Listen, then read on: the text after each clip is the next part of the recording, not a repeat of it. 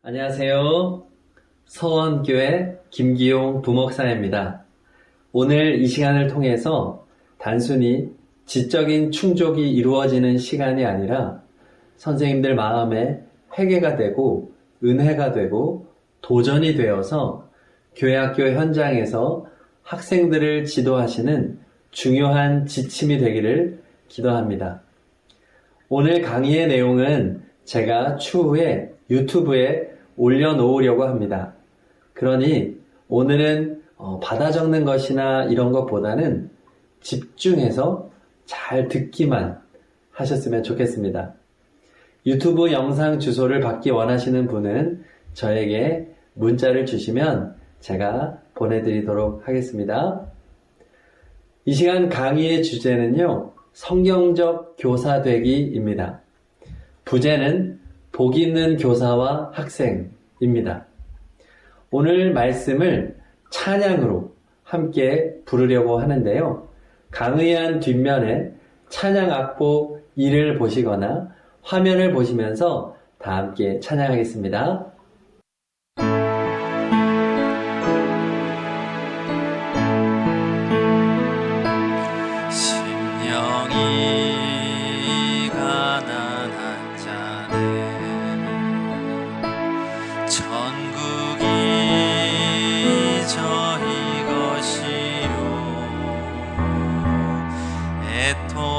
애통하는 자는 복 있네.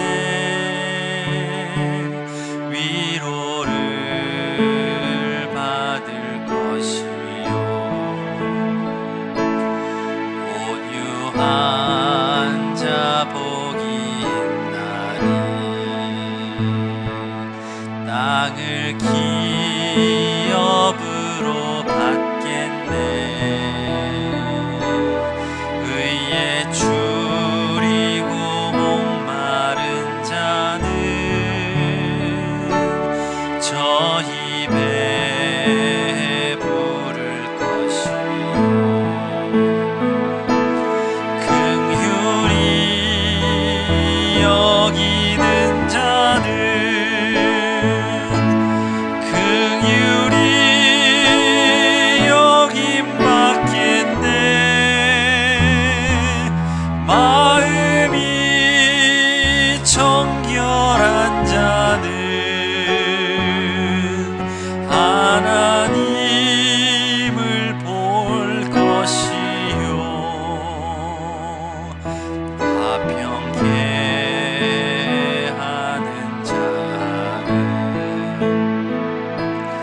하나님의 아들이라 일컫네.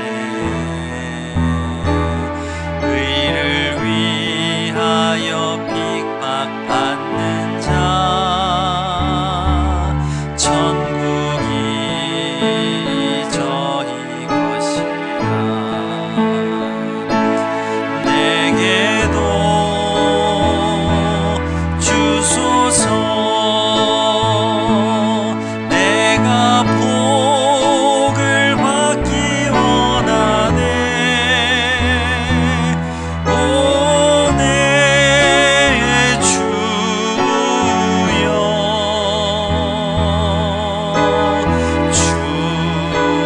주소서.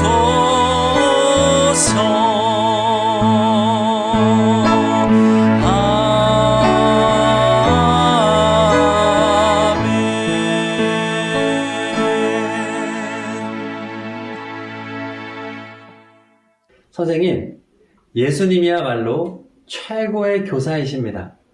믿으시죠? 그런데 예수님께서 산상수훈의 말씀을 전해주실 때 팔복을 알려주셨어요. 8가지 진짜 복을 알려주신 것입니다. 왜 알려주십니까? 사람들이 진짜 복을 추구하지 않는다는 것입니다. 심지어 하나님의 백성이라고 생각하는 사람들조차 진짜 복을 따르지 않기 때문입니다.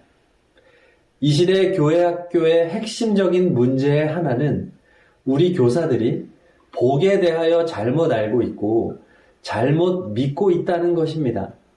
그러니 학생들에게도 복을 잘못 전할 수밖에 없겠지요. 오늘 강의 목표는 다음과 같습니다. 강의안을 보시면서 같이 읽어보실까요? 시작! 첫째, 교사들이 진짜 복이 무엇인지 깨닫는다.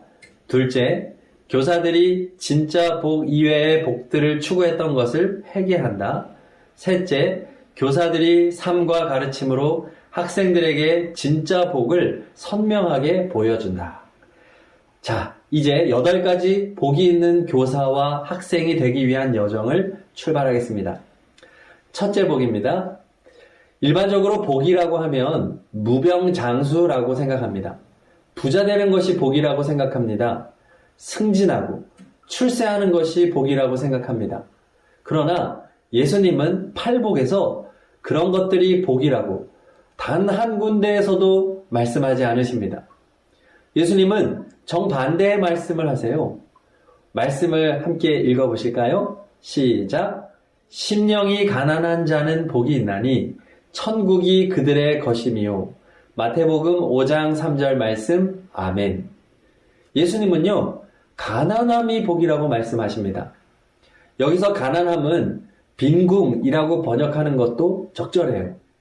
오늘 이 말씀을 듣고 있는 사람들이 누구냐 하면요, 가난한 무리들입니다. 부유한 자들은 예수님을 찾아오지 않았어요.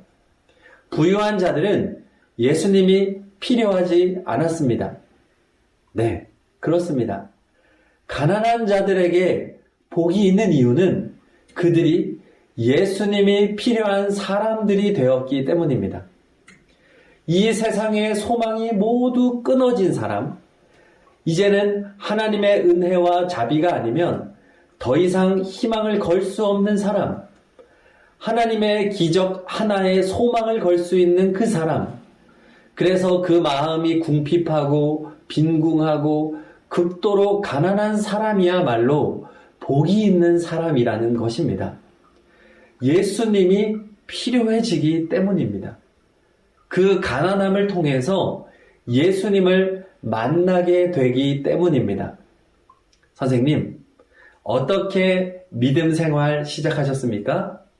어떻게 교사가 되었고 오늘 교사대학에 참여하시게 되셨습니까? 바로 가난의 복을 받으셨기 때문입니다. 우리가 가난하지 않았다면 예수님을 만나지 못했을 것입니다. 바라기는 선생님의 마음이 날마다 가난한 마음이 되기를 축복합니다. 그래서 믿는 성도들에게 고난이 복인 것입니다. 결핍이 복입니다. 누구에게도 도움을 받을 수 없고 위로를 받을 수 없을 때 복이 있습니다. 그래야 가난한 마음으로 예수님을 찾게 되고 예수님을 만날 기회를 얻게 되기 때문입니다. 그러므로 그 무엇보다 소중한 직임을 맡으신 선생님께 간청합니다. 절대로 학생들에게 부자가 복이라고 가르치지 마세요. 공부 잘하는 것이 복이라고 가르치지 마세요. 건강이 복이라고 가르치지 마세요. 출세하고 성공하는 것이 복이라고 가르치지 않기를 바랍니다. 항상 예수님을 필요로 하는 마음, 예수님을 향한 가난한 마음으로 사는 것이 복임을 가르쳐 주시기를 바랍니다. 그리고 가르치기 전에 선생님께서 그렇게 믿고 사시기를 축복합니다. 소경은 소경을 인도할 수 없습니다. 선생님이 지금 가진 재능이 없고 말재간이 없고 똑똑하지 않고 부유하지 않은 것으로 좌절하지 마세요. 선생님이 가난한 마음으로 예수님을 간절히 필요로 하며 살아간다면 선생님은 이미 복 있는 사람이고 학생들에게 복을 말해줄 충분한 자격이 있는 선생님이라는 것을 기억하시기 바랍니다. 이제 강의 안에 4번 빈칸을 채우겠습니다. 복받는 자의 첫 번째는 심령이 가난한 자이고 그가 받는 복은 천국이 그의 것이다 입니다. 이것을 단어로 표현하면 구원과 천국입니다. 가운데 굵은 선으로 되어 있는 빈칸에 구원, 천국 이렇게 기록해 주시기 바랍니다. 그리고 오른쪽에 해석을 채우겠습니다. 심령이 가난한 자는 예수님이 필요한 교사와 학생입니다. 필요라고 적으시면 되겠습니다. 이 첫 번째 주제와 잘 맞는 좋은 찬양을 하나 소개해 드리겠습니다. 나 주님이 더욱 필요해 라는 곡인데요. 강의한 찬양 악보 2번을 보시면서 다 함께 불러보시겠습니다.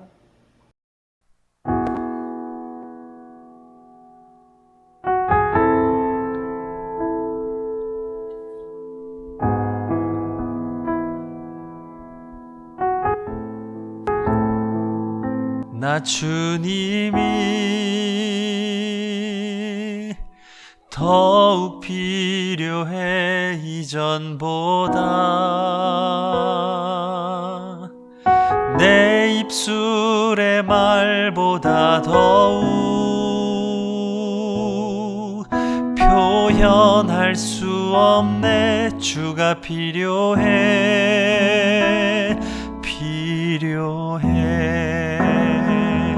나 주님이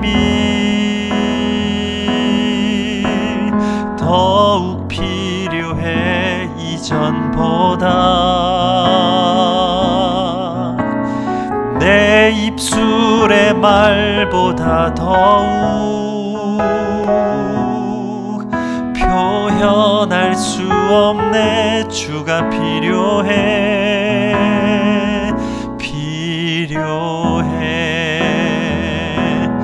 나의 호흡보다 나의 노래보다 나의 생명보다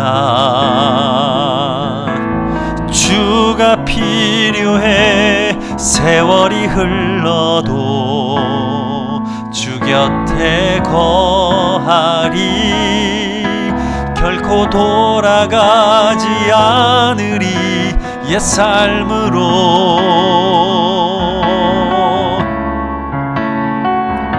나 주님이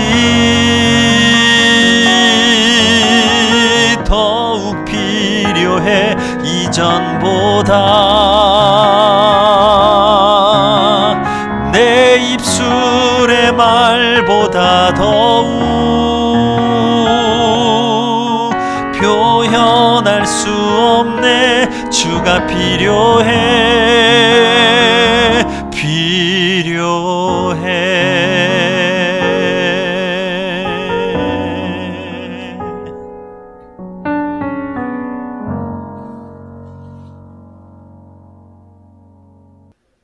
자, 이제 둘째 복입니다.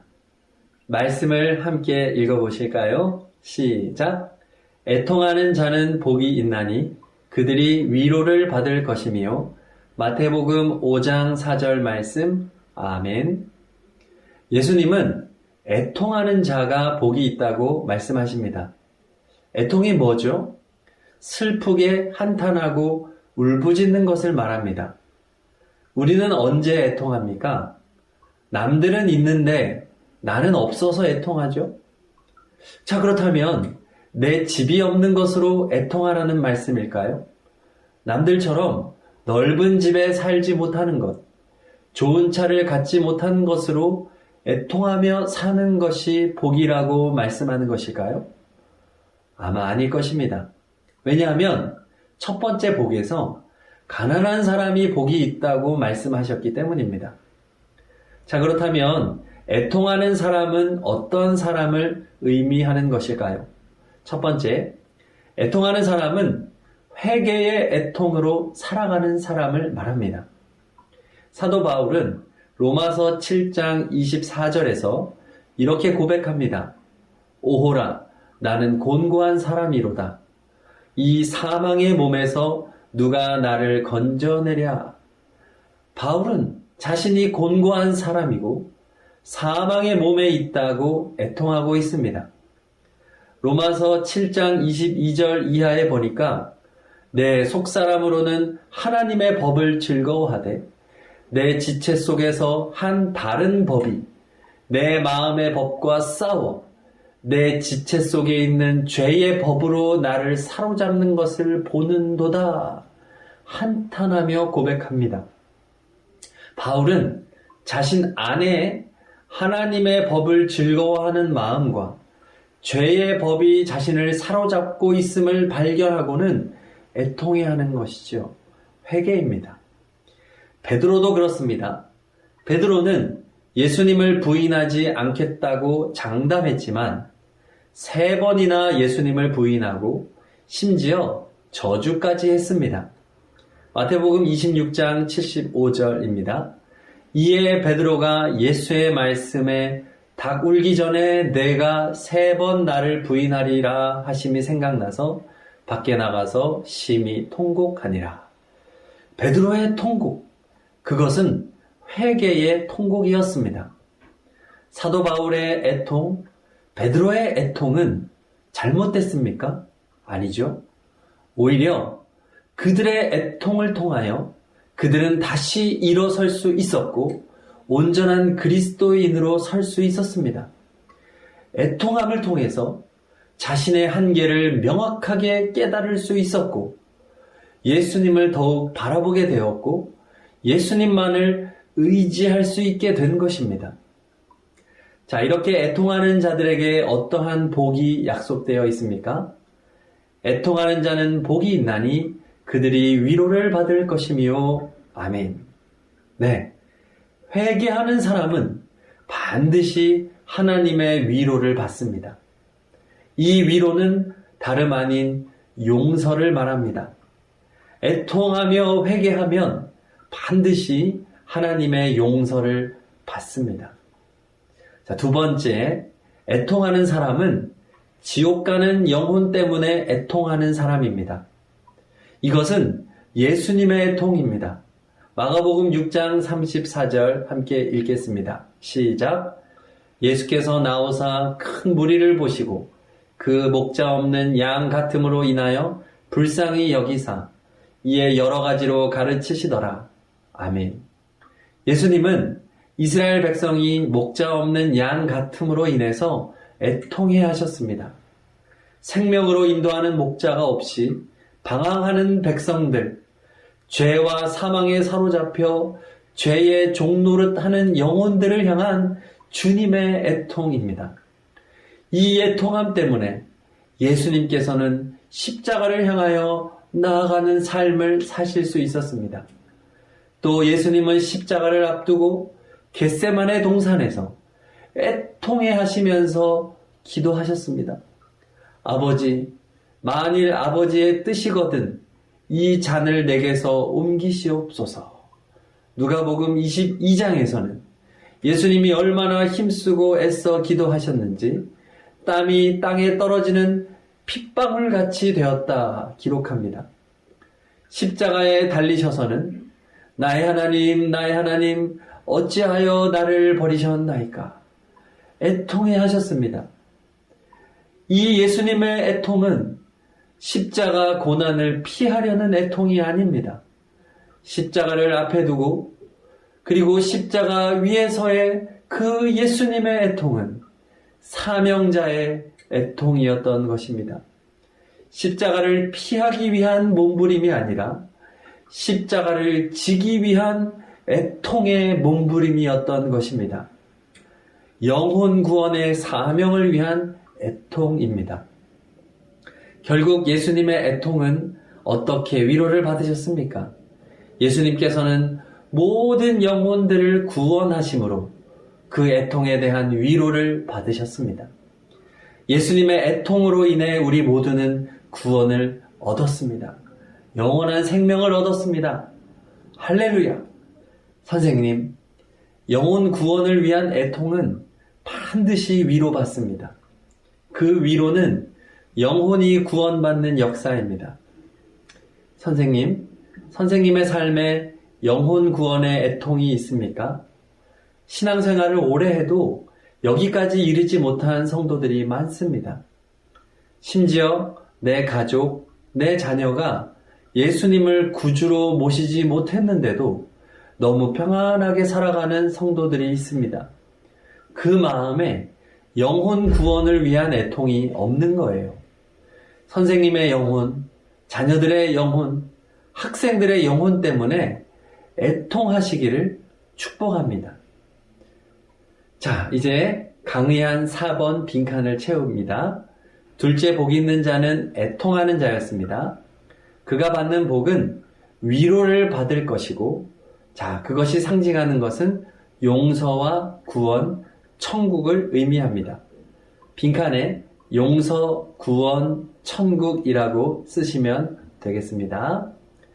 그리고 이를 해석하면 1번 회개하는 교사와 학생, 2번 영혼 구원을 위해 애통하는 교사와 학생입니다.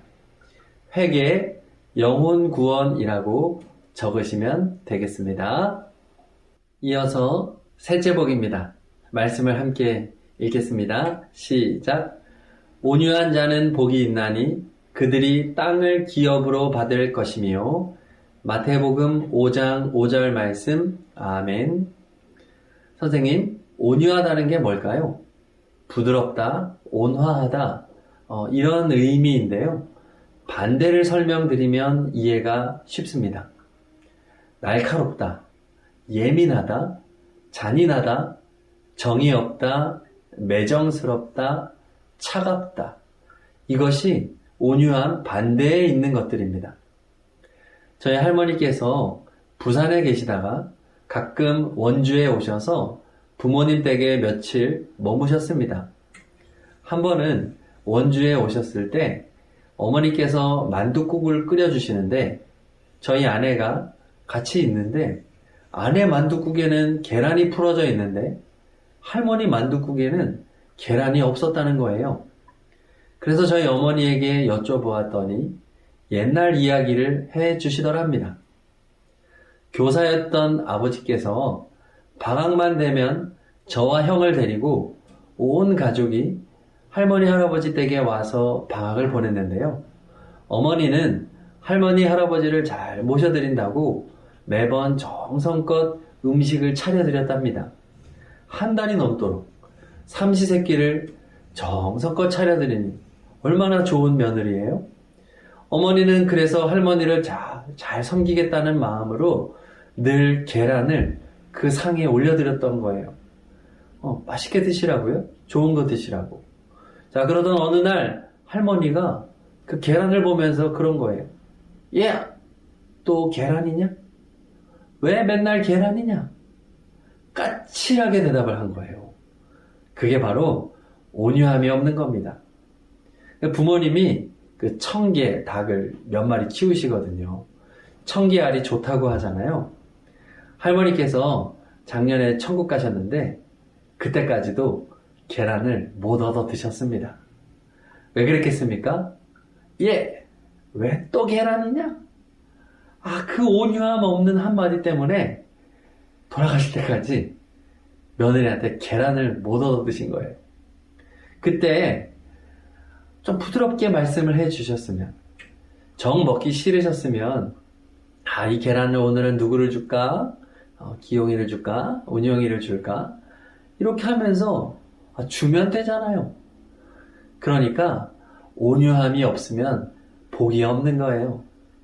요즘 계란 못 드시는 분들 한번 점검해 보시기 바랍니다.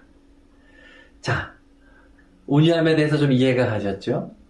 그런데 여러분, 온유하다는 것에 대해서 알아야 할 것이 있습니다. 온유함이 그냥 순둥이처럼 반응이 무디고 둔하고 이런 사람을 의미하는 게 아니에요. 온유라고 하는 것이 헬라어로 프라우테스라고 하는데 야생동물의 성품을 일컫는 단어입니다. 야생동물은요, 성품이 거칠잖아요. 그런데 그 야생동물을 잡아다가 조련사가 잘 훈련시키면 거친 성품은 그대로 있지만 자신의 거친 성품을 더 이상 자기를 위해서 쓰지 않고 주인을 위해서 사용하게 되는 것입니다. 그것을 바로 온유라고 하는 거예요. 능력 없고 무능한 것이 온유가 아니라 큰 능력이 있지만 그것이 부드럽게 다듬어진 것이 온유함인 겁니다. 선생님, 온유한 선생님이 되기 위해서 능력을 갖추기 위해 열심히 노력하시고 힘쓰시기를 축복합니다. 성경 많이 읽으세요. 묵상을 많이 하세요. 기도 많이 하십시오. 성경 연구하세요. 유능한 교사가 되도록 책도 사서 보고 열심히 노력하시기 바랍니다. 그리고 그렇게 준비된 능력을 가지고 자신이 아니라 하나님의 영광을 위해서 사용되어질 때 명마와 같은 좋은 선생님, 온유한 선생님이 될 수 있는 겁니다.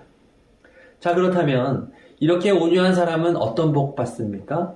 온유한 자는 복이 있나니 그들이 땅을 기업으로 받을 것이며 말씀하십니다. 이것은 첫 번째로 온유한 자는 마음의 땅을 얻는다는 의미입니다. 사람의 마음은 보이지 않지만 분명한 땅입니다. 온유한 사람은 사람의 마음을 얻는다는 겁니다. 까칠하고 예민하고 정이 없는 온유하지 않은 사람은 사람의 마음을 얻지 못해요. 계란 못 얻어먹어요. 학생들의 마음을 얻는 선생님이 되고 싶습니까? 온유함이 필요한 거죠. 김동호 목사님은 말씀하시기를 온유함은 만만한이다 말씀하셨어요. 온유한 사람은 만만한 사람이라는 거예요. 참 적절한 표현이죠. 마치 손주들이 할아버지를 만만하게 여기듯이 학생들에게 만만한 선생님이 될 때 학생들의 마음을 얻을 수 있는 거예요. 이 온유함으로 얻는 땅은 첫 번째 마음의 땅이었고, 두 번째로는요 천국 땅을 의미합니다. 하나님이 주인임을 고백하면서 하나님의 명령에 순종하며 사는 사람은 당연히 천국까지요. 세상에 대해서는 손해보는 사람으로 살지만 천국에 대해서는 누구보다 부유한 사람이 됩니다. 천국 땅을 얻게 됩니다. 온유의 성품으로 하나님을 위해 살고 사람을 위해 살았기 때문이지요.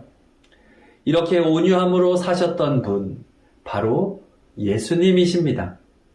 예수님은 하나님의 아들이잖아요. 얼마나 높으신 분입니까? 그러나 그분께서 하나님의 영광을 포기하고 이 땅에 인간으로 오셨습니다. 얼마나 만만해지신 것입니까?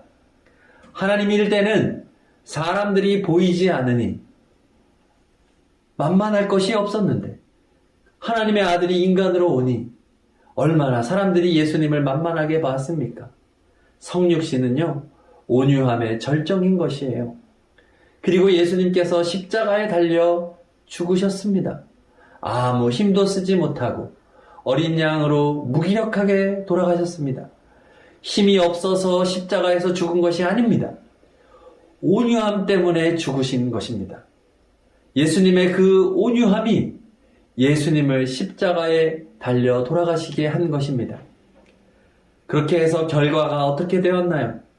예수님은 모든 사람들의 마음을 얻으셨습니다. 우리 마음의 주인은 예수님이십니다. 그리고 저 천국 땅의 주인도 예수님이십니다.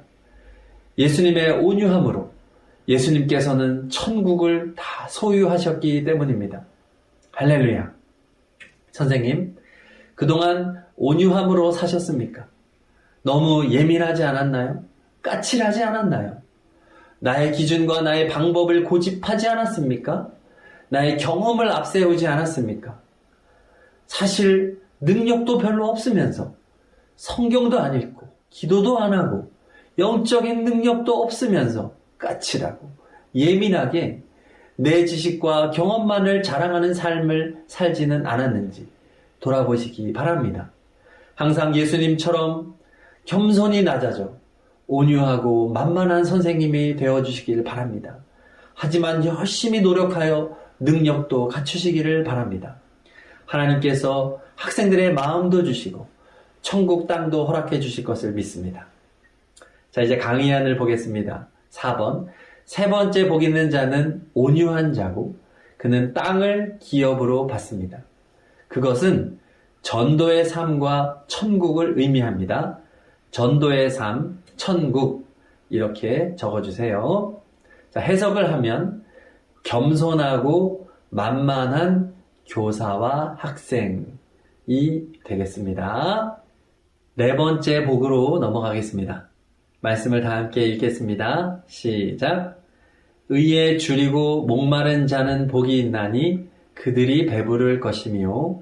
마태복음 5장 6절 말씀. 아멘. 의에 줄이고 목마른 자가 된다는 뜻이 무엇일까요? 의로운 사람 하면 어떤 이미지가 떠오르십니까? 보통은요, 불의를 보면 참지 못하는 사람을 의로운 사람이라고 말을 하는데요. 성경이 말하는 의로운 사람은 다릅니다. 성경의 의는 기준이 매우 높습니다. 완전한 상태를 말하는 단어가 의이고요. 이 의는 죄가 없는 상태를 말합니다. 그러니까 성경의 의는 반드시 죄와 연관이 있습니다. 죄가 없어야만 의로운 상태에 이를 수 있습니다. 선을 많이 행해서 의로운 사람이 되는 게 아니라 작은 죄도 있어서는 안 되는 것이 의로운 것이고, 그러므로 아무리 작은 죄라 할지라도 그 죄 때문에 사람은 죄인일 수밖에 없는 겁니다. 처음에 하나님께서 지으신 사람인 아담과 하와가 에덴 동산에 있을 때 그들은 의인이었습니다. 무슨 특별한 업적을 이루어서가 아닙니다. 죄가 없었기 때문에 그들은 의인이었죠. 그런데 하나님의 말씀을 어기고 선악과를 따먹은 다음에 죄인이 된 것입니다.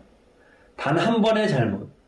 하지만 완전한 상태를 잃어버렸다는 것 때문에 그들은 죄인의 자리로 옮겨지게 된 것입니다. 로마서 3장 10절 말합니다. 기록된 바 의인은 없나니 하나도 없으며. 아멘. 성경은 분명하게 말합니다. 사람 중에는 의인이 없다. 의인이 될 수 없다는 것은 천국 못 간다는 말이죠. 지옥 간다는 말입니다. 그런데 감사하게도 하나님께서는 인간이 의로워질 수 있는 길을 말씀해 주셨습니다. 바로 제사지요. 죄인을 대신해서 동물을 죽임으로써 인간이 의로워질 수 있는 기회를 주신 것입니다. 그런데요, 구약의 제사는 불완전합니다. 짐승은 인간보다 못한 존재이기 때문입니다. 가장 존귀한 인간을 대신해서 짐승을 죽였기 때문에 구약의 제사는 늘 한계가 있는 거예요. 성경은 분명하게 선언합니다. 그러므로 율법의 행위로 그의 앞에 의롭다 하심을 얻을 육체가 없나니 율법으로는 죄를 깨달음이니라. 로마서 3장 20절 말씀. 아멘. 제사법도 율법이잖아요. 제사법으로는 구원을 얻을 수 없는 것입니다. 구원은 제사라고 하는 행위를 통해 얻어지는 것이 아닙니다. 그런데 하나님께서 신약 성경에 오면서 완전한 제사를 예비하셨습니다. 이 제사야말로 의로운 자가 될 수 있는 제사예요. 바로 예수님께서 제물이 되셔서 십자가에서 죽으신 제사입니다. 예수님의 십자가 죽음의 제사는 인간들에게 의를 입혀주시기 위한 제사였습니다. 비록 2000년 전에 이스라엘 나라에 오셔서 죽은 것이지만 아담으로부터 시작해서 인류 마지막 미래의 마지막 사람까지의 모든 죄를 다 짊어지고 죽으신 것입니다. 로마서 3장 24절입니다. 그리스도 예수 안에 있는 속량으로 말미암아 하나님의 은혜로 값없이 의롭다 하심을 얻은 자 되었느니라. 아멘. 우리에게 있어서 구원은 공짜입니다. 우리가 의인이 되기 위하여 우리가 지불한 것은 아무것도 없습니다. 하지만 하나님의 입장에서 우리의 구원은 절대 공짜가 아닙니다. 아들의 핏값을 지불하셔서 우리의 구원을 사신 것입니다. 선생님이 의인이 된 것은 예수님의 핏값이 지불되었기 때문임을 기억하시기를 바랍니다. 자, 결국 의에 줄이고 목마른 사람은 어떤 사람을 의미하겠습니까? 오직 예수님의 피를 의지하는 사람이 의에 줄이고 목마른 사람입니다. 그 사람에게 어떤 복이 임하나요? 6절 같이 읽습니다. 시작. 의에 줄이고 목마른 자는 복이 있나니 그들이 배부를 것이며. 아멘. 배부른 복을 받습니다. 예수님의 피로 의로움을 입기를 원하는 자들은 모두가 다 만족하게 됩니다. 예수님의 피는 모든 사람에게 완벽한 의로움을 입혀주시고 의인이 되게 하셔서 천국을 약속해 주기 때문입니다. 그러므로 예수님의 피가 우리에게 얼마나 보배롭고 귀합니까? 신앙의 선배들은 그렇기 때문에 예수님의 피가 얼마나 보배로운지 보혈이라고 부르는 겁니다. 밤이나 낮이나 예수님의 피, 예수님의 보혈을 노래했습니다. 찬양 많지요? 나의 죄를 씻기는 예수의 피밖에 없네. 구주의 십자가 보혈로 죄 씻음 받기를 원하네. 죄에서 자유를 얻게 함은 보혈의 능력. 찬양하는 겁니다. 선생님, 의에 줄이고 목마른 사람, 오직 예수님의 보혈을 의지하며 살아가는 선생님 되시기를 축복합니다. 학생들에게도 오직 예수님의 보혈이 필요합니다. 학생들에게 주님의 보혈을 알려주세요. 그래서 학생들도 예수님의 보혈을 갈구하도록 인도해 주시기를 바랍니다. 강의한 4번을 채우겠습니다. 네 번째 복 있는 사람은 의에 줄이고 목마른 자이고 그는 배부르게 되는 복을 받습니다. 그것은 용서와 구원, 천국을 의미합니다. 용서와 구원, 천국 이렇게 적어주시기 바랍니다. 해석합니다.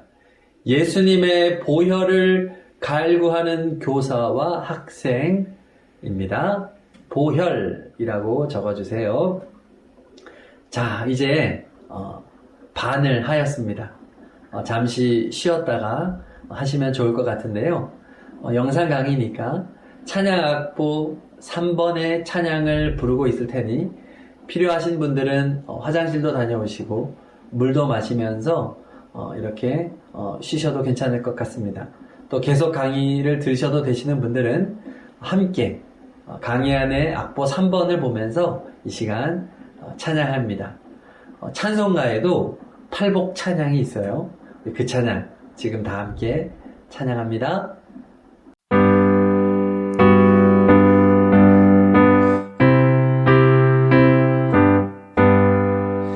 마음 가난한 사람 복이 있나니 천국이 그들의 것임이요 늘 애통하느니 복이 있나니 그들이 위로를 받으리라.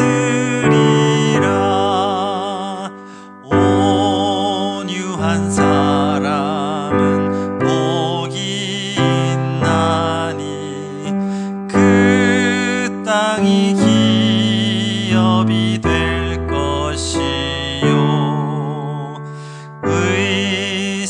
의사모하느니 복이 있나니 그들이 배부를 것이로다.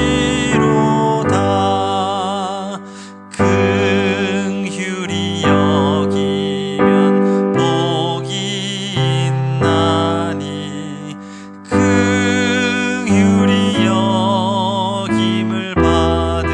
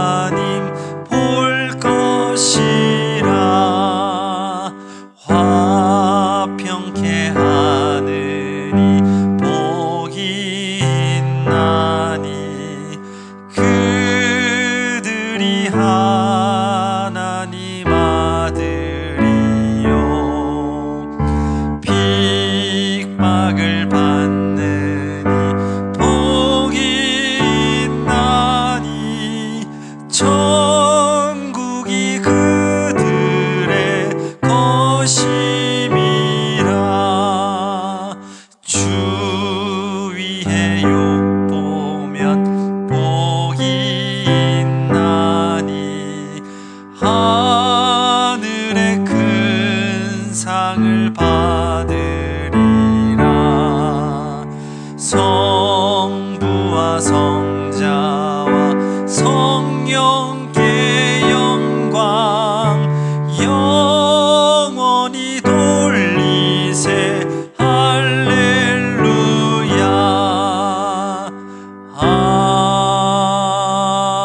아멘. 다섯 번째 복입니다. 말씀을 함께 읽으실까요? 시작. 긍휼히 여기는 자는 복이 있나니 그들이 긍휼히 여김을 받을 것이며. 마태복음 5장 7절 말씀. 아멘. 넷째 복까지는 복 있는 사람의 마음의 상태에 관해 집중되어 있습니다. 그런데 다섯 번째 복부터는 복 있는 사람의 행위에 더욱 관련되어 있습니다. 복이 있는 사람은 마음과 행위가 모두 다 복이 있다는 것입니다. 자, 살펴보겠습니다. 긍휼이 무엇일까요?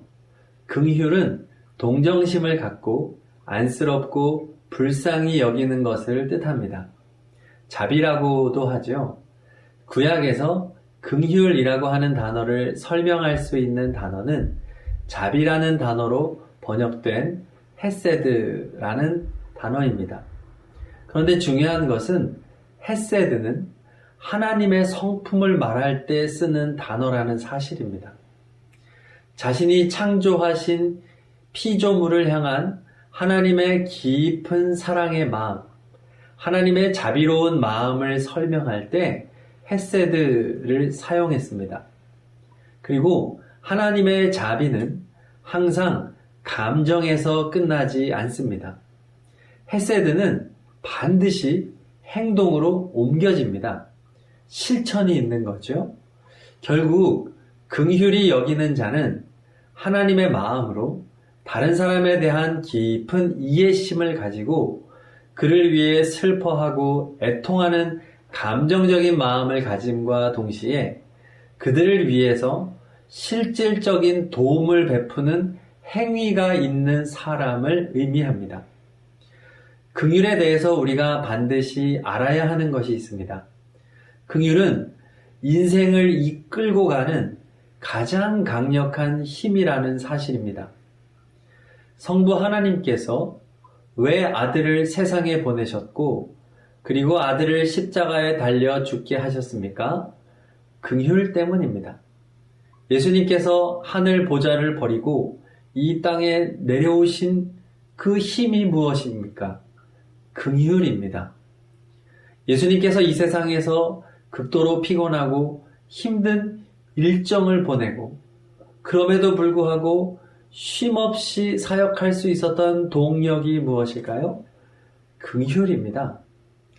예수님께서 그 참혹한 십자가를 지실 수 있었던 힘이 어디에서 나옵니까? 긍휼에서 나오는 것입니다. 성령의 9가지 열매 중에서도 5번째가 긍휼입니다. 성부, 성자, 성령 하나님의 구원 사역의 힘이 긍휼로부터 나온 것이지요. 그렇습니다. 긍휼은 하나님을 움직이는 강력한 힘이 있는 거예요. 선생님, 지금 무엇이 선생님의 삶을 이끌고 있습니까? 혹시 돈의 힘으로 살아가고 있지 않습니까? 야망을 향해 살아가고 있지 않습니까? 분노의 힘으로 살아가고 있지는 않은가요? 긍휼의 인도하심을 받기를 축복합니다. 그러면 복 있는 선생님입니다. 저도 교사대학을 3년째 섬기고 있는데요. 처음에는 사례비를 받으니까 기분이 좋더라고요. 그런데 이번에는 영상도 만들고 또 편집도 하는 적지 않은 힘을 써야 했습니다. 그러나 돈을 의식하고 돈 때문에 이런 것을 하는 것이 아니라는 것이 분명하기 때문에 하나님을 바라보면서 우리 선생님들이 정말로 살아나기를 원하는 마음, 어려움 가운데 있는 선생님들을 긍휼히 여기는 마음이 제 마음에 생겼고, 그래서 더욱더 기쁨으로, 감사함으로 지금 이 작업을 하고 있습니다. 긍휼은 하나님을 움직이는 강력한 힘이고 우리도 긍휼의 인도함을 받아야 한다는 것을 지금 말씀드리고 있는 거예요. 긍휼로 사는 사람이 사명을 감당할 수 있습니다. 예수님은 긍휼의 힘으로 자신에게 맡겨진 십자가 사명을 감당하셨습니다. 우리도 이 긍휼로 사명을 감당할 수 있습니다. 긍휼은 교회를 이끌고 가는 힘입니다. 교회 사역이 넉넉해서 하는 것 아닙니다. 긍휼로 하는 것입니다. 교사 사명 어떻게 감당할 수 있습니까? 긍휼로 감당할 수 있습니다. 학생들 한 명 한 명이 불쌍하게 보이면 되는 것입니다. 자식을 생각할 때 부모의 마음에 긍휼의 마음이 있잖아요. 그러면 되는 겁니다. 긍휼의 마음이 있으면 행동으로 옮길 수밖에 없거든요. 뭐라도 해주고 싶고 전화도 하고 또 맛있는 것도 사주고 생각하고 중보기도 하고 긍휼이 동기가 되면 안 할 수가 없는 것입니다.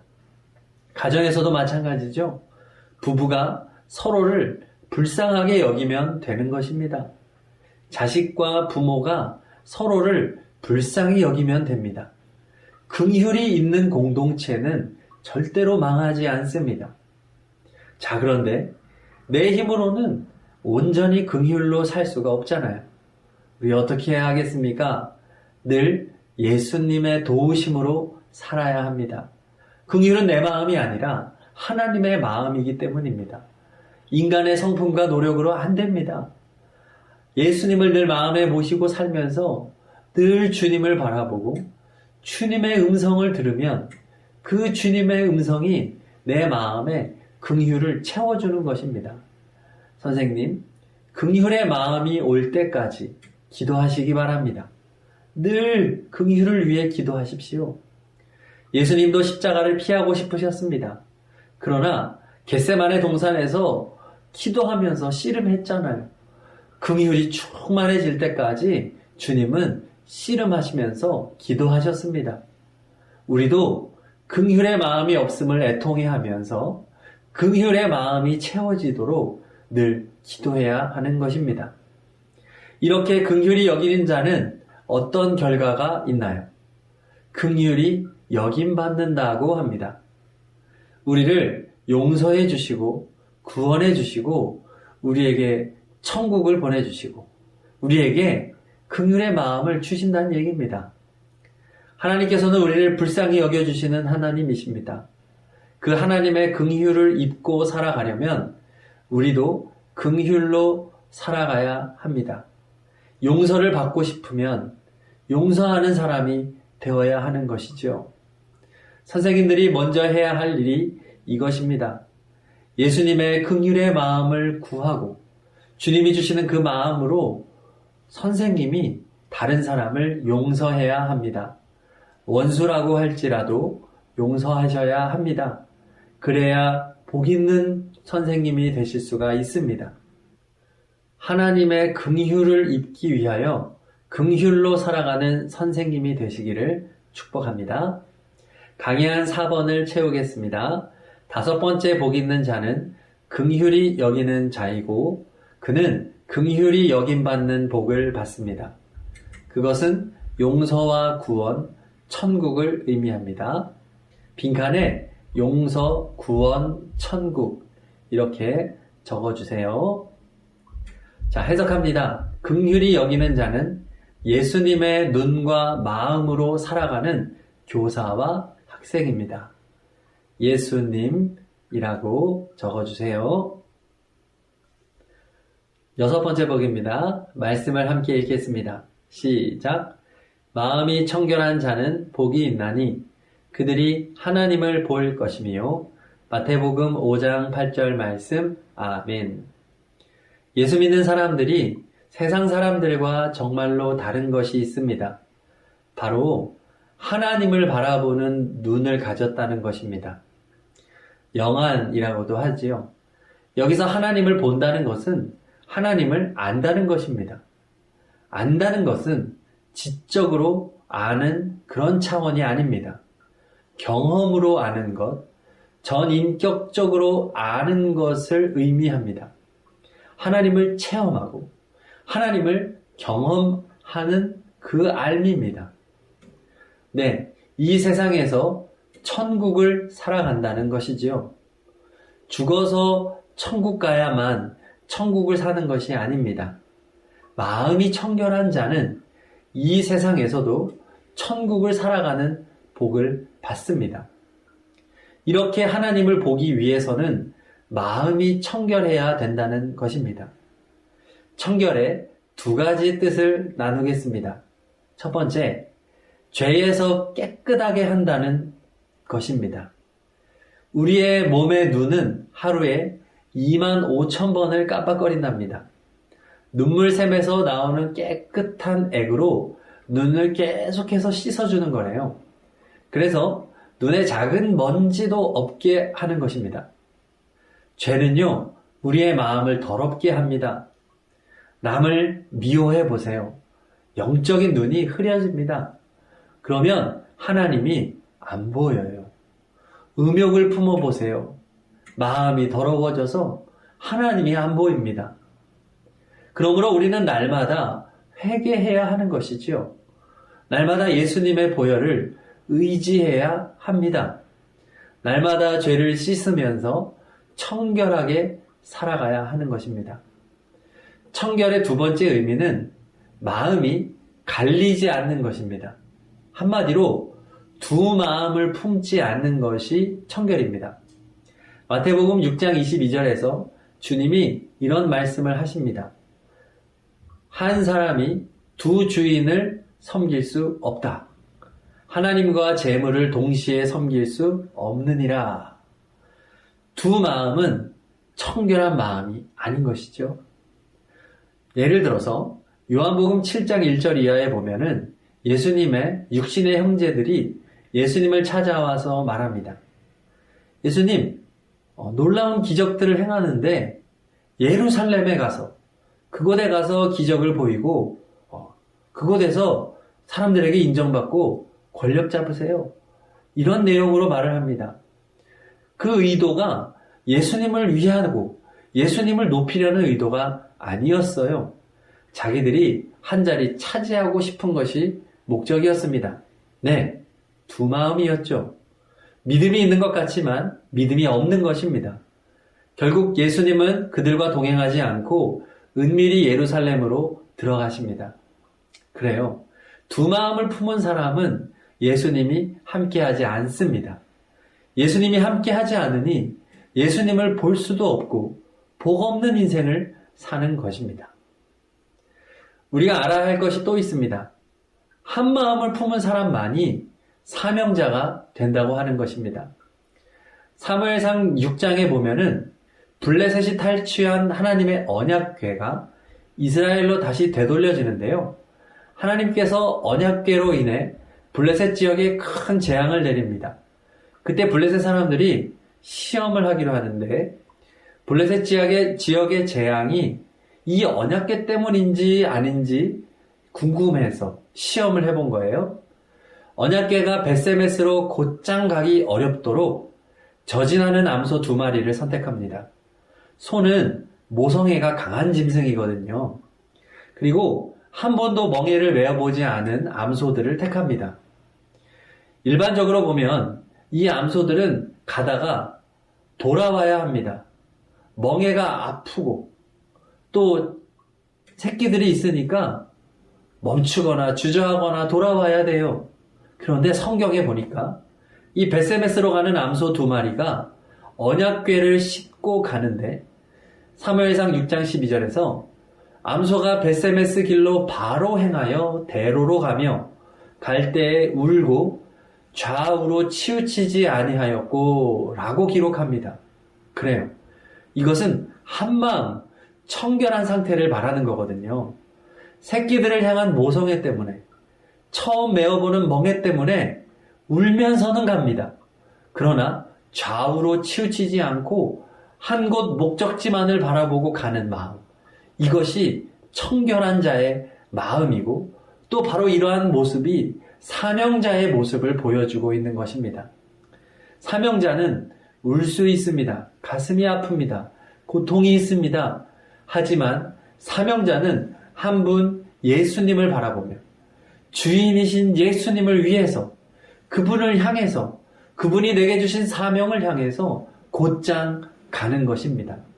언약궤를 지고 하나님의 말씀을 가지고 청결한 마음으로 하나의 마음으로 가는 것입니다. 이렇게 마음이 청결한 자는 하나님을 보는 복을 누리는 거지요. 하나님이 보이는 것입니다. 하나님이 선명하게 보이는 것입니다. 오늘도 우리의 현실은 우리를 시험합니다. 절망적이죠. 아픔이 있지요.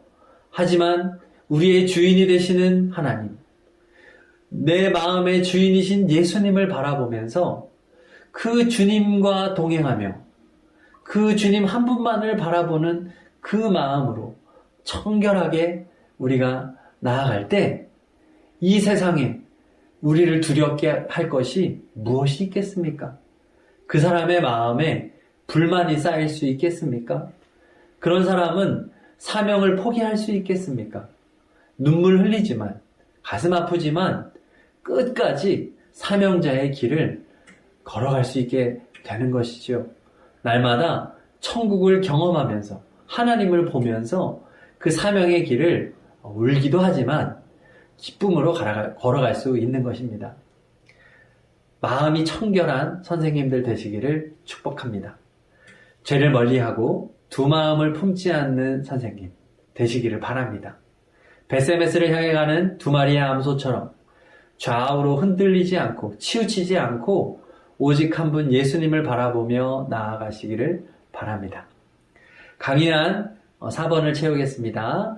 6번째 복이 있는 자는 마음이 청결한 자고 그는 하나님을 보는 복을 받습니다. 자, 그것은 천국을 의미합니다. 자, 빈칸에 천국이라고 적어주세요. 해석을 하면 예수님만 바라보는 교사와 학생입니다. 예수님이라고 적어주시면 되겠습니다. 7번째 복입니다. 말씀을 함께 읽겠습니다. 시작. 화평하게 하는 자는 복이 있나니 그들이 하나님의 아들이라 일컬음을 받을 것이며.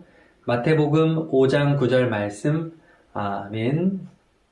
하나님은요, 평화의 왕이십니다. 삼위일체는 무엇이죠?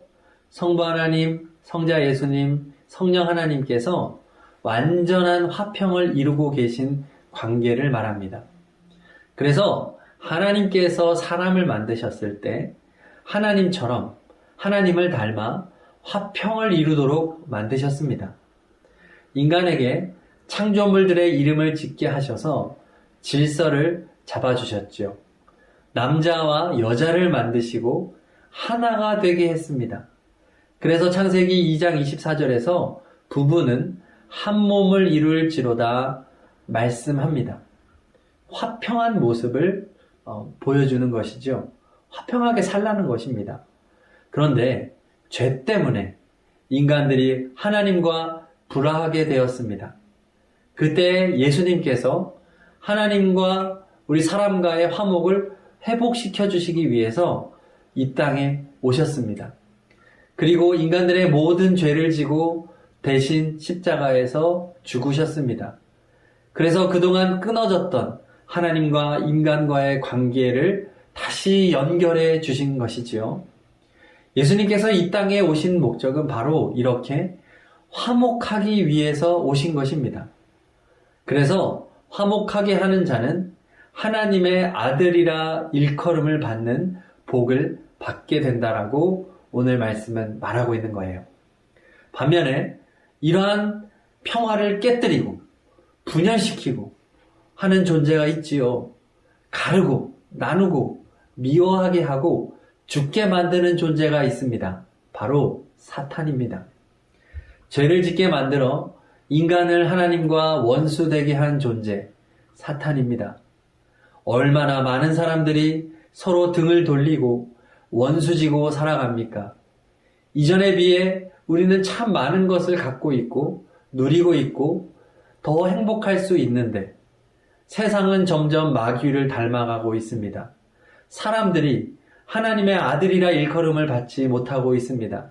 사탄의 아들로 살아가고 있습니다. 자, 그러면 어떻게 화평케 하는 사람이 될 수 있을까요? 두 가지를 말씀드립니다. 첫 번째, 사랑으로 참아야 합니다. 불화는 참지 못해 생깁니다. 사랑을 정의한 고린도전서 13장 4절부터 7절 말씀을 같이 한번 읽어보실까요? 시작. 사랑은 오래 참고 사랑은 온유하며 시기하지 아니하며 사랑은 자랑하지 아니하며 교만하지 아니하며 무례히 행하지 아니하며 자기의 유익을 구하지 아니하며 성내지 아니하며 악한 것을 생각하지 아니하며 불의를 기뻐하지 아니하며 진리와 함께 기뻐하고 모든 것을 참으며 모든 것을 믿으며 모든 것을 바라며 모든 것을 견디느니라. 아멘. 자, 사랑은 무엇으로 시작합니까? 오래 참고로 시작합니다. 그리고 무엇으로 끝나나요? 모든 것을 견디느니라 라고 끝납니다. 7절을 시작하면서 또 있습니다. 모든 것을 참으며. 사랑을 정의하는 4절의 짧은 구절에 참는다는 의미가 무려 3번이나 나옵니다. 그렇습니다. 사랑은 참는 것입니다. 하나님은 사랑이라고 말하는데 그것이 어떻게 나타나나요? 하나님의 인내로 나타납니다. 하나님의 사랑은 참는 것으로 나타납니다. 하나님이 나를 사랑하는지 모르겠어 하는 분 있습니까? 그렇다면 우리가 지금 죽지 않고 살아있는 것만으로 우리는 충분히 하나님의 사랑을 받고 있음을 아시기 바랍니다. 우리의 모든 죄악을 다 아시는 하나님께서 우리는 벌써 심판받아 죽어야 함에도 불구하고 여전히 오늘도 우리는 이렇게 살아가고 있잖아요. 오히려 은혜 가운데 살아가고 있잖아요. 하나님이 얼마나 우리를 사랑하는 것입니까? 학생들을 사랑하는 것이 교사의 사명인데 그 사랑이 어떻게 나타나야 하겠습니까? 참아주시기를 바랍니다. 가까워질수록 참아야 되는 일들이 많아져요. 가족 간에도 그렇잖아요. 연애할 때에는 그렇게 좋다가 결혼하면 왜 그렇게 싸울까요? 가까워지니까요. 속속들이 다 알게 되니까. 그래서 다른 면이 있고 맞지 않는 부분 때문에 다툴 수 있는 것입니다. 자, 그런데 어떻게 우리의 속이 안 터지고 참을 수 있습니까? 나와 다른 사람을 어떻게 참을 수 있습니까?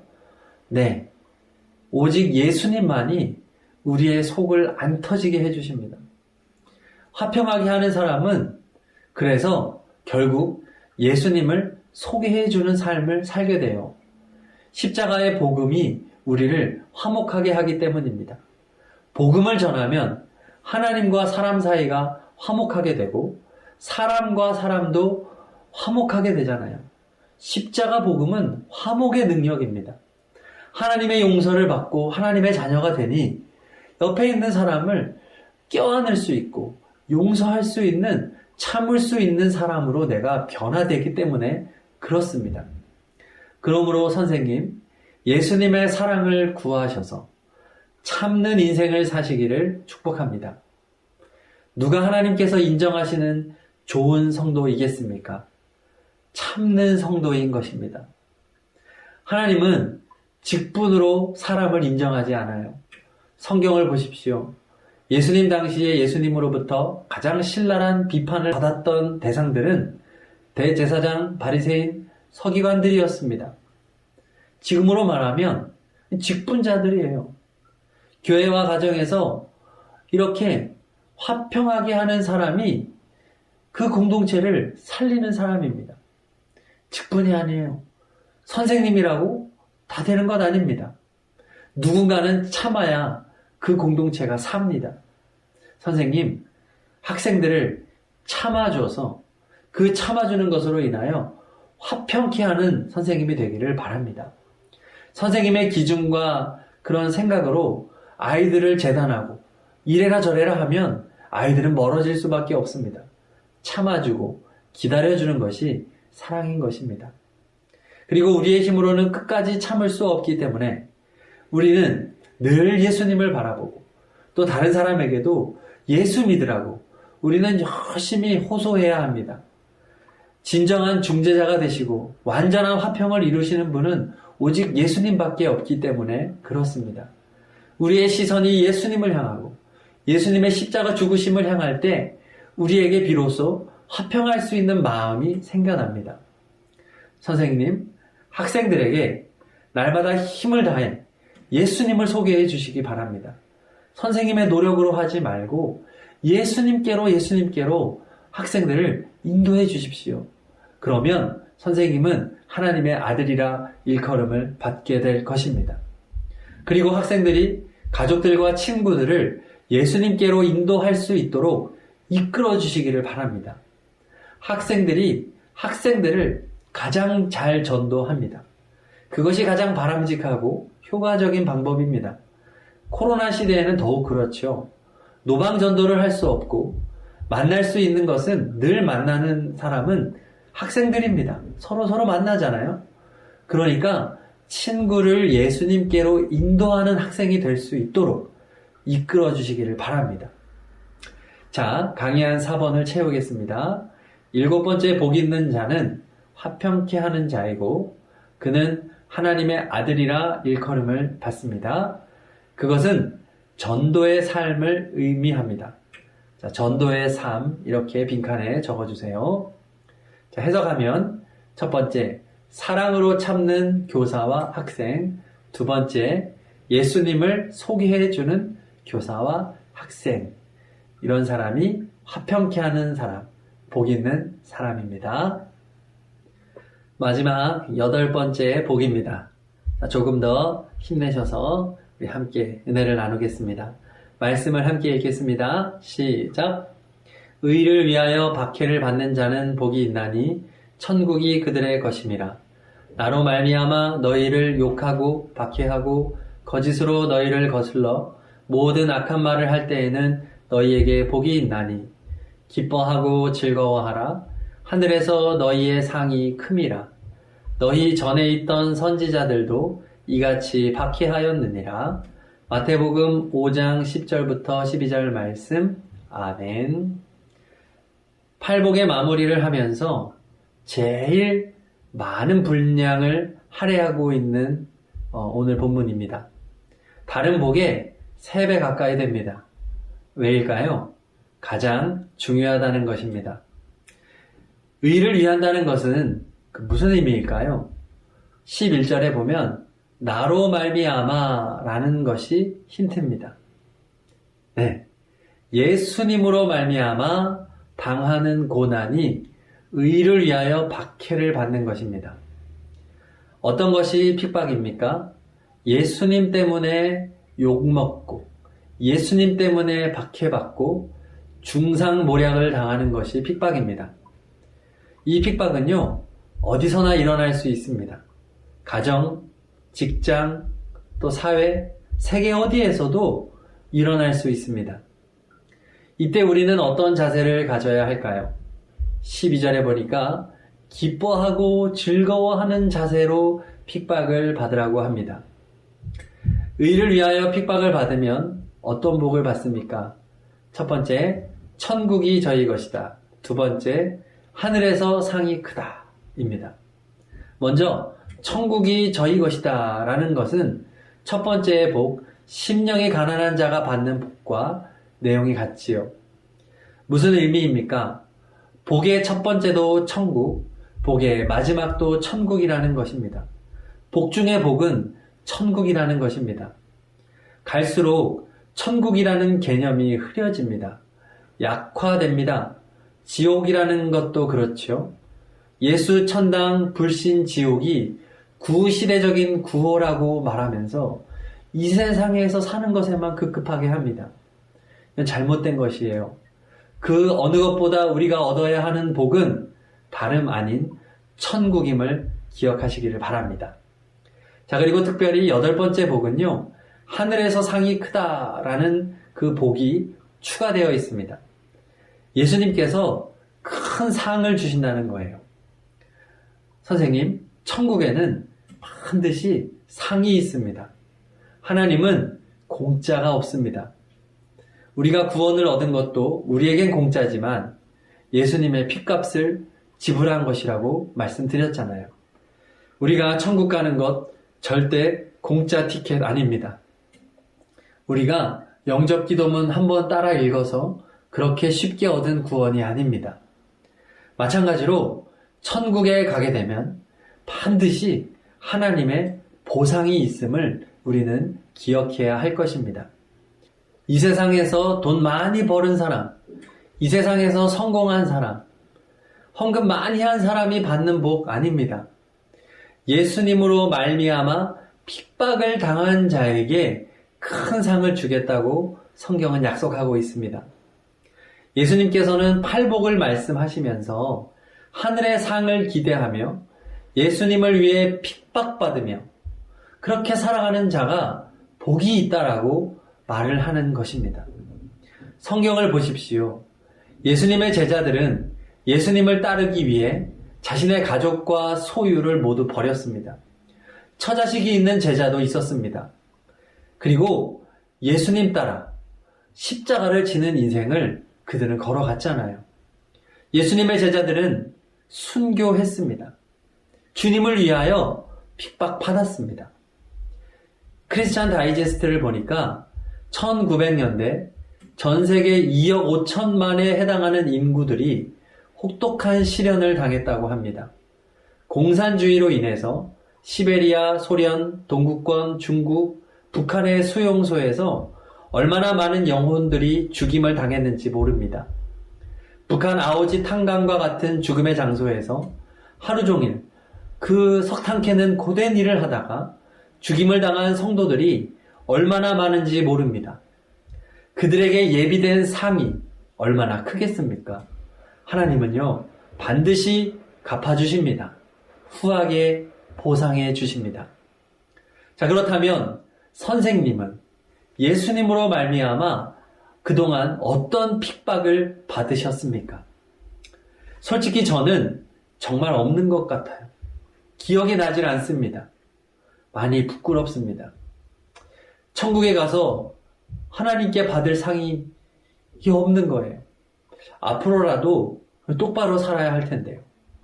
자, 그러면 우리는 어떻게 주님을 위하여 핍박을 받으며 살 수 있을까요?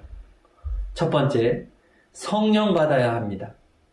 하나님의 사람들이 모진 핍박을 이겨낼 수 있었던 힘은 성령 충만의 능력이었습니다. 하나님을 위해 핍박받은 사람들은 하나같이 성령 충만한 사람들이었던 것입니다. 예외가 없어요. 아브라함, 모세, 다윗, 구약의 선지자들, 예수님의 제자들 모두 다 성령 충만한 사람들이었습니다. 성령님께서 우리로 하여금 하나님의 군사가 되게 하십니다. 세상의 전쟁터에서 예수님으로 인하여 예수님을 위하여 핍박받는 용사로 우리를 무장시킵니다. 어떠한 핍박에도 굴복하지 않는 굳건한 믿음을 줍니다. 선생님, 비록 지금 핍박받지 않더라도 언젠가 우리도 핍박받을 준비와 각오를 해야 합니다. 그것은 성령 충만으로만 가능한 것입니다. 다른 어떤 것보다 성령 충만을 구하시는 우리 선생님들 되시기를 바랍니다. 우리 학생들도 성령 충만해야 합니다. 그리고 주를 위해 핍박받기 위해서는 둘째로 전도하는 삶을 살아야 합니다. 우리가 핍박받을 수 있는 좋은 기회가 바로 전도의 현장에 있습니다. 전도할 때는요, 영적 세계의 전쟁을 선포하는 것입니다. 사탄이 긴장합니다. 사탄이 제일 싫어하는 게 전도잖아요. 영혼 구원입니다. 그러므로 열심으로 우리가 전도할 때 사탄은 절대로 가만히 있지 않고 우리를 핍박하고 우리를 박해합니다. 얼마나 다행입니까? 무시당하고 이상한 사람 대우받고 욕먹을 수 있습니다. 오래 맺었던 관계에 금이 갈 수도 있습니다. 불합리한 대우를 받을 수도 있습니다. 가정에서, 직장에서, 삶의 모든 현장에서 우리가 전도에 힘을 내서 살아갈 때 예수님 때문에 핍박당할 수 있습니다. 얼마나 다행입니까? 할렐루야. 우리가 예수님을 위해서 열심히 전도해야 하겠습니다. 물론 우리가 악한 행위를 통해서 다른 사람들에게 지적을 받고 그렇게 하는 것은 잘못된 것이죠. 우리가 정직하고 진실하게 사랑으로 살면서 열심히 전도할 때 그것이 주님을 위해 사는 것이고 그때 받는 핍박이 의를 위한 핍박이 될 것입니다. 선생님, 예수님으로 말미암아 우리가 핍박받기를 소원합니다. 그래야만 하늘의 복이 있습니다. 우리 학생들 사랑하다가 학생들로부터 이렇게 좀 가슴 아플 때가 있잖아요. 그것도 다 주님을 위한 핍박이라고 생각합니다. 하나님의 큰 상이 있음을 믿고 그렇게 나아가는 선생님이 되시기를 바랍니다. 그래서 선생님들 연초에 배정된 학생들로만 1년 교사한다 생각하지 마시고 나도 전도해야지. 그리고 우리 분반 학생들도 같이 전도하자 하면서 학생들과 함께 전도할 수 있는 선생님이 되었으면 좋겠습니다. 그리고 또 학생들의 가족을 전도하고 또 친구들을 전도할 수 있도록 구체적으로 이끌어 주시기를 바랍니다. 또 그러한 과정에서 또 핍박이 있거나 할 때 학생들과 선생님들이 함께 기뻐할 수 있기를 바랍니다. 자, 강의안을 채우겠습니다. 마지막 복 있는 자는 의를 위하여 핍박받는 자였고요. 그는 천국이 그의 것이 되고 하늘에서 그의 상이 큰 복을 받습니다. 그것은 구원과 천국, 하나님의 칭찬입니다. 구원과 천국, 하나님의 상, 하나님의 칭찬, 이제 이런 식으로 적어주세요. 해석합니다. 성령 충만한 교사와 학생, 전도하는 교사와 학생이 복이 있습니다. 강의안 5번의 소결론을 보겠습니다. 진짜 복을 요약하면 4가지입니다. 1. 용서와 구원. 2. 전도의 삶. 3. 천국. 4. 하나님의 상, 칭찬입니다. 선생님에게 또 학생들에게 이 4가지 복이 가장 큰 복이 되기를 간절히 소망합니다. 마지막 결론입니다. 복의 결론은 예수님입니다. 진짜 복은 예수님입니다. 예수 충만이 복입니다. 예수님이 필요하고 예수님을 간절히 구하고 예수님의 보혈을 의지하며 날마다 회개하는 사람, 예수님의 눈과 마음으로, 예수님의 손과 발로 긍휼의 마음으로 살아가는 사람, 사랑하는 사람, 그 예수님을 힘을 다하여 소개해주는 사람, 예수님의 영으로 충만하여 전도하는 사람, 예수가 복이라는 것입니다. 그 사람이 복 있는 것입니다. 복을 복으로 여기고 살아가는 선생님이 되시기를 축복합니다. 기도하시겠습니다. 하나님 아버지, 이 시간 성경적 교사되기라는 제목으로 은혜를 나누었습니다. 예수님이 알려주신 복을 복으로 여기고 세상적인 복은 복으로 여기지 않고 살아가는 우리 선생님들 되게 하여 주시고 그것이 학생들에게 전달되어 학생들도 주님의 복을 복으로 여기며 살아갈 수 있도록, 그래서 하나님이 인정하고 하나님이 칭찬하는 인생으로 우리가 모두 다 살아갈 수 있도록 은혜를 베풀어 주시옵소서. 우리 주님 예수 그리스도의 이름으로 기도드립니다. 아멘.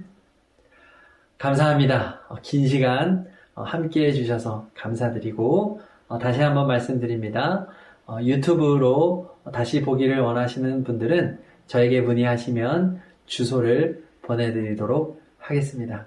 함께 해주셔서 감사합니다. 축복하고 사랑합니다.